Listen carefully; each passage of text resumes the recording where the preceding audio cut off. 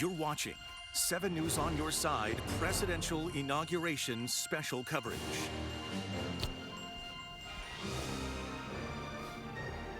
And as we speak, the inaugural parade for President Donald Trump is underway inside Capital One Arena. This is an inauguration unlike any we have seen in decades, the cold forcing all of those festivities inside. Good evening to you. I'm Scott Thuman, live from the Canadian Embassy in D.C., just down the street from the U.S. Capitol. And I'm Michelle Marsh. President Trump is expected to address the crowd after the parade. We're going to take a quick moment here to listen into some of the bands that are playing right now.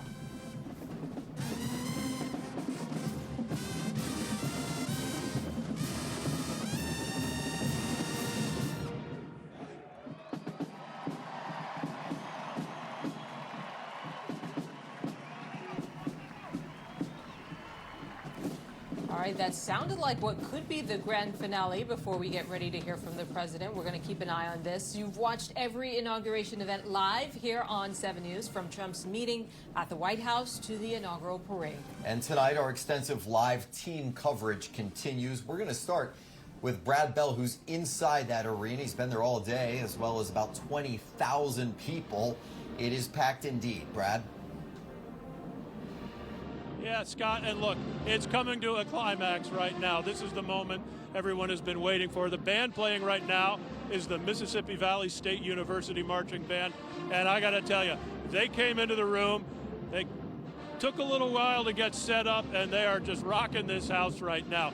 And it's an extraordinary scene, actually, if you take a look, because if these people had been outside at the parade, you know, they would have gotten a glimpse of the motorcade going by, but they're sharing this experience with President Trump, Vice President J.D. Vance, and the Trump family, the Vance family. They're all right there. And it was actually a dramatic arrival. It wasn't quite like coming down the escalator when Trump declared in the first presidency. They came down through the crowd. They walked down the stairway just like people do to get to their seats. People were patting the president on the back. They weren't giving him any high fives, but they made it down with First Lady Melania Trump right with him. It's an extraordinary scene. The band is going to wrap up in a little bit, and then we expect the speeches and the executive order signing to begin. Back to you. You're right about that. We certainly saw the president taking a lot of selfies as he made his way down. A much more personal and intimate experience for those lucky enough to get in. 7 News' Rebecca Turco joining us now. Continue our team coverage. She's live outside Capital One Arena, where those thousands of spectators waited for hours in line. And Rebecca, an even more incredible sight may have been what was left behind after everyone went inside. Those huge piles of trash and belongings that people couldn't take into the arena. Crews even having to bring in a front-end loader just to remove it all. Yeah, and that front-end loader is actually still here. It's behind us. There was a dump truck here earlier. That's made the way really in the last hour and a half.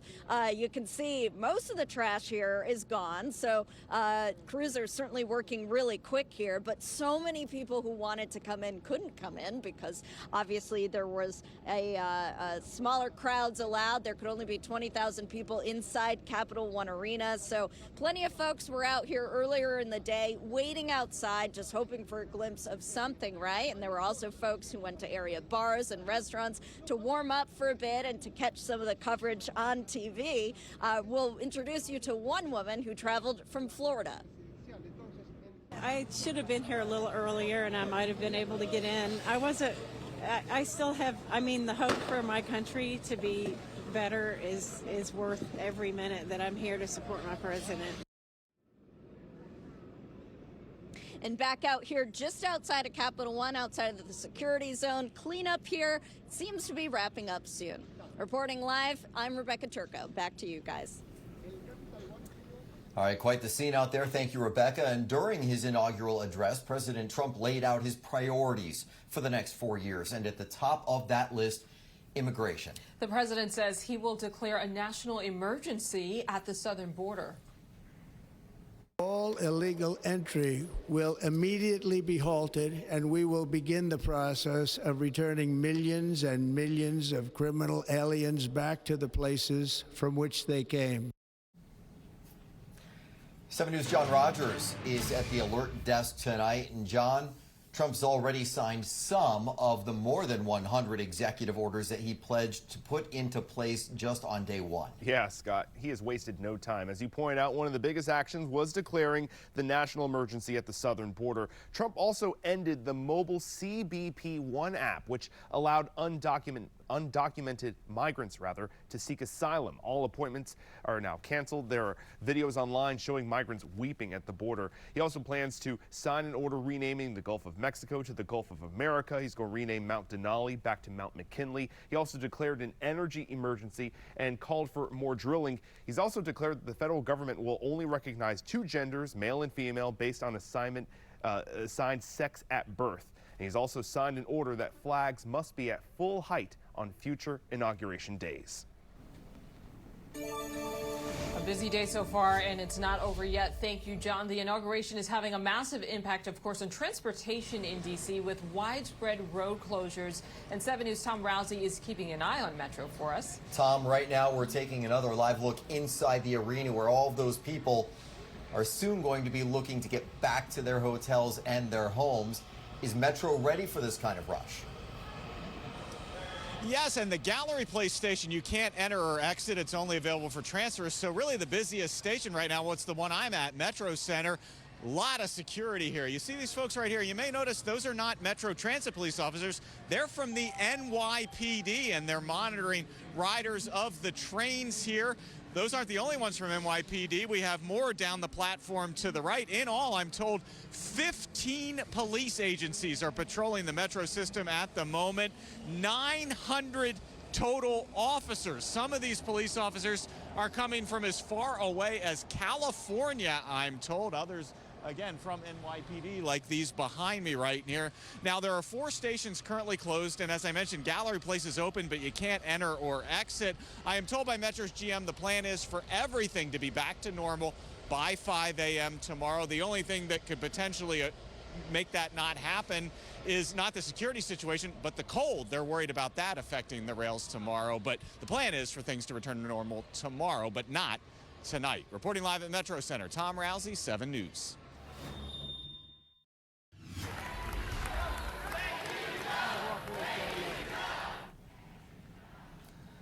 The chants of "Thank you, Joe," a pretty loud show of support for former President Joe Biden as he said his farewell to the nation and his administration as well.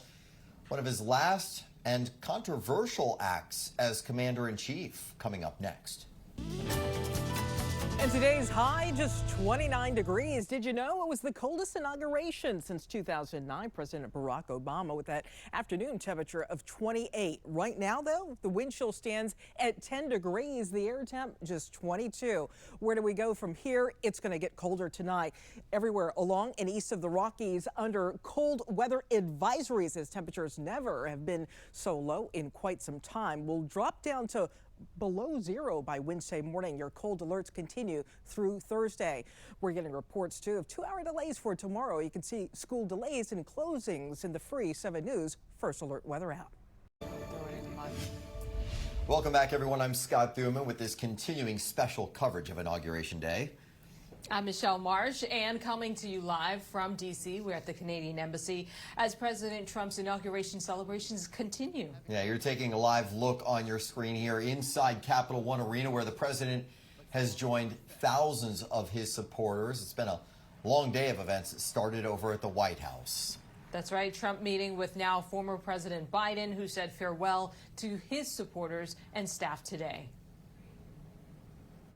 It's been the honor of my life to serve as your president. And I tell you what, a greater honor is being able to serve with all of you. Former President Biden also giving several out-the-door pardons. In other words, last minute, really last minute. Members of the House committee that investigated the January 6th attack on the Capitol, they're included, as well as Dr. Anthony Fauci. John?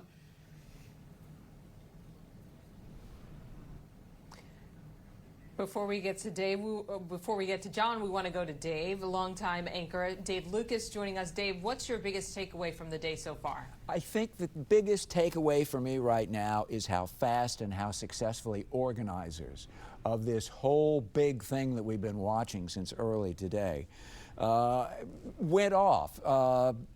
Full outside the Capitol to full inside the Capitol. We earlier heard from Bill Evanina, who has planned one of these things. He was in the CIA, was in the FBI. He has national security credentials, more than you could imagine. And he said, they don't plan for this. Now, there may somewhere be sort of a volume, but this is not planned. But they moved very quickly in the just over a few days that they had when they moved everything inside to get this done, and how very successfully they have pulled it off. And maybe the lesson here is we don't need the big parade and all this other stuff that has gone on in the past. Maybe that they can pull it off a little bit more successfully with a smaller thing like that. Turns out the Cap Center was actually a pretty good venue for it. That's the biggest thing that I come away with right now. All right. Dave Lucas, thank you for that insight. We appreciate it. Our live team coverage on the inauguration continues in just moments. Meantime, the Washington Commanders, they are just one win away from the Super Bowl. Can you believe it? Coming up, 7 News Sports Director Scott Abraham catches up with several Washington legends to talk about the team's return to glory. All right, welcome back. We continue to keep an eye on what's happening there at Capital One Arena. But today marks the start of a trifecta for the GOP party, a Republican president and Republican majorities in both chambers of Congress, albeit slim. Yeah, slim indeed. 7 News' Nick Minock is live at the Russell Senate office building. It's just up the hill behind us here. And Nick, you spoke with lawmakers in Virginia. You also spoke with local parents about some issues that we've been covering in Loudoun County. What did they tell you? Well, Scott, Michelle, the two Loudoun County parents 7 News spoke to want President Trump's administration to rescind a memo that President Joe Biden's Attorney General Merrick Garland issued 4 years ago that called for federal agencies to investigate parents who attended and voiced their concerns at school board meetings. Here's what they said. Parents coming in to advocate for their children and being labeled domestic terrorists, I mean, that was just appalling to me, and it's got to stop. We want to be able to send them to schools that we don't have to worry if they're getting assaulted or if there's overdoses from their fellow students. And I think that weaponizing the DOJ to make it sound like our concerns are domestic terrorist ideas is crazy. Now, President Donald Trump campaigned on a number of education issues. He's expecting to make sweeping changes to the U.S. Department of Education. He eventually wants to end that federal agency, give some authority back to the states and to other agencies. President Trump also campaigned on restoring parental rights, and he also campaigned on universal school choice, teaching knowledge and skills, not CRT, and gender indoctrination is what he calls it. And again, he wants to return the authority from the U.S. Department of Education down to the states, and those two parents were encouraged by that. Back to you. And we're just at the start, moving through our coldest stretch, our coldest 3 days with highs in the 20s since going back to January 2018. The cold alert will continue through Thursday morning. Look at the temperatures right now, 22 in D.C., 25 in Quantico, but already 18 in Leesburg, and it's some 10 degrees lower in terms of what it feels like on any exposed skin. I've got 9 Leesburg right now, and Frederick, Maryland also at 7 degrees right now. The wind chill temperatures find your hour here. Look at 6 o'clock tomorrow morning, potentially as low as just 4 degrees. By noon tomorrow, maybe feeling like we're 12, and then it's into the teens, staying under 20 degrees prior to 5 p.m. as the winds start to ease tomorrow. There will be a little bit of wind. It may start to feel just a little better, but then going into Wednesday morning again, we're sub-zero. Next weather maker for you, it's Tuesday night. We could see some spotty snow showers, and then Sunday, there's a chance for rain. Finally, our temperatures going up. This first system for us, a big talker down here. Look at the snow for Louisiana. 10 inches potentially around Lafayette, maybe 4 for New Orleans. It's been not since 2018 since they've had that kind of snow, and even into the panhandle of Florida. So that's that area of low pressure. It will skirt just to our south, may give us again a few snow showers late Tuesday night going into early Wednesday morning. Not everywhere. We'll watch those southern zones the most. All right, so what about the temperatures? 12 degrees, the air temp tomorrow morning, 23 for tomorrow afternoon. And then you're looking at 11 degrees for Wednesday morning, but feeling like we're 5 to 15 degrees, that range of temperatures. And on Sunday, again, we'll get some rain. Finally, our temperatures all the way there at the end of the week, getting close to average. And right now, your average high temperature for next week, Monday, around 41 degrees. Keep in mind that the average high this time of year is 45 degrees. So we've got that cold alert lasting through Thursday morning. Sunshine at least for Friday, and a good time to go out. All right, VJ, we want to go back now inside Capital One Arena. President Trump has just taken the microphone. Let's listen in. That's what we need. We don't need stiffs. We don't need stiffs. We got a lot of stiffs. You just had a whole load of them. And to the former hostages with us today, welcome. And welcome home. Some of the folks are former hostages. Not a good situation. The 3 young ladies that came home yesterday, you saw that. They're more coming home every day now. They're coming home. But they were hurt. They were hurt. They were hurt. One had her head blown off, fingers on her hand, and her hand indeed was blown off. She was trying to defend herself from a bullet being fired. You believe this? A bullet knocked off her hand. I don't know. You look at it, it's a disgrace. We never stopped praying for you, and we're so glad that you're reunited with your friends and families, and God bless you all. And some of them are just saying, no, my son is gone, but please just bring home his body. Right, Steve? Many of you have told me that your son is gone, but bring home his body. Bring home his body. It should have never happened. 3 years, it's ridiculous. Should have never happened. Wouldn't have happened. I also want to express my tremendous gratitude to the hundreds of thousands of proud American patriots who came from all across the country to join us in this celebration. It's a celebration of a big win.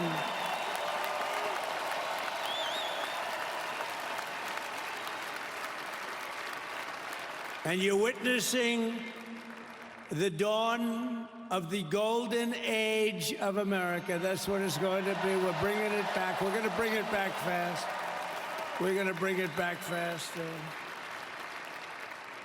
Let us also thank the incredible service members, National Guardsmen, Police, Secret Service, and law enforcement personnel who are keeping us all safe, even though they are great people.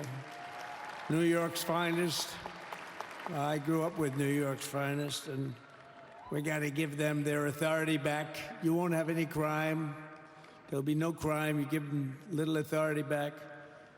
The whole way they run things in this country now, it's disgraceful. But it's going to change rapidly. We're going to make our cities safe again, too. Even though we're indoors, we've had a magnificent inaugural parade.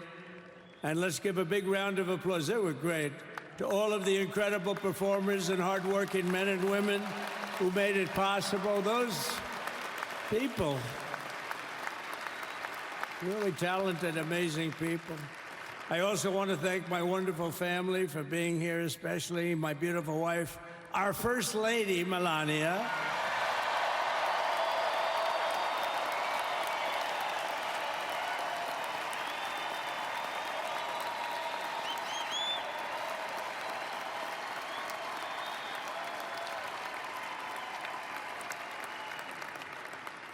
They love our First Lady. And also, JD. How good has JD been?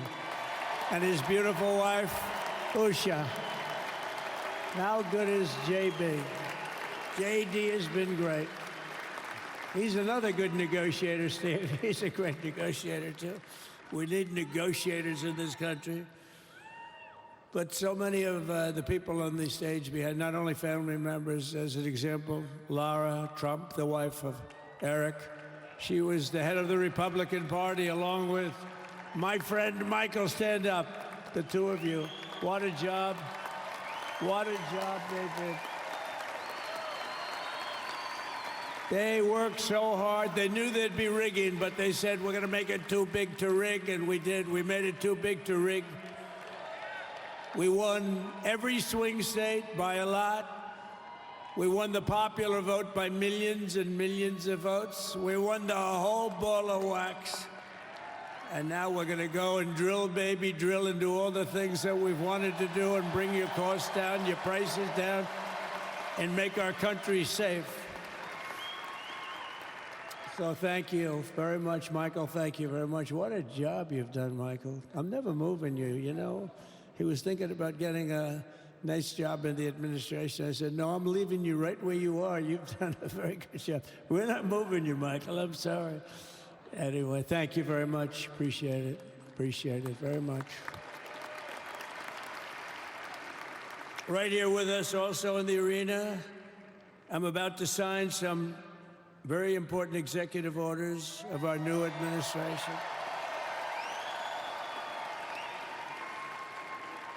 Hey, Don, will you stand up, please? Don is another one. How about Don? This guy.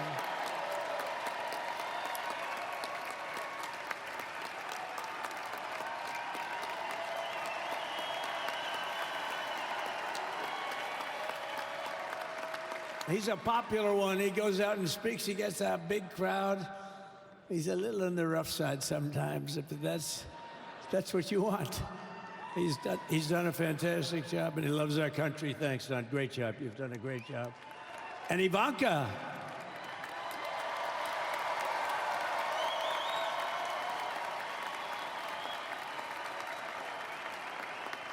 And, you know, Jared negotiated the Abraham Accords, which are the biggest deal made in the Middle East in many, many years, and it's really something. Jared, stand up, Jared. The Abraham Accords.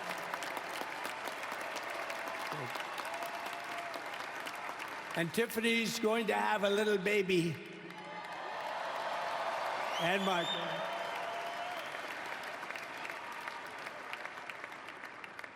And then I have a very tall son named Barron. Has anyone ever heard of him?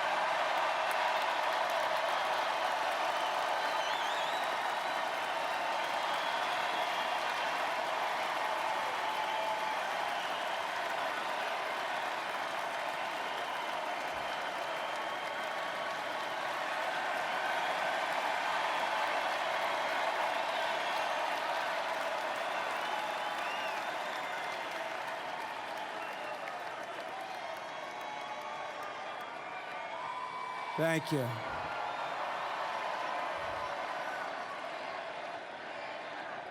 He knew the youth vote. You know, we won the youth vote by 36 points.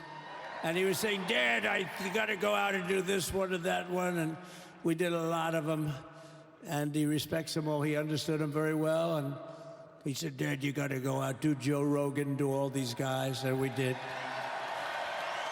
We did. And Joe Rogan was great. They were all great, right? Darren, they were all good.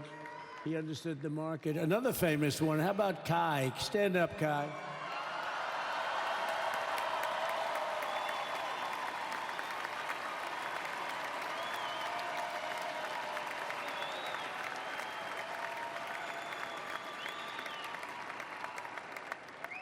Is that Byron Donalds back there? Stand up, Byron. Stand up. What a future this one has. What a future. That's great, Byron. Thank you very much. And how about Lutnick, Secretary of Commerce? He's going to take in more money than any. We do want to thank you for joining 7 News for our special inaugural coverage today. Our team coverage continues with our partners over at ABC News right now. And the rally continues on 24/7 News. Have a wonderful evening, everyone. So we're going to sign executive orders. First, I'll revoke nearly 80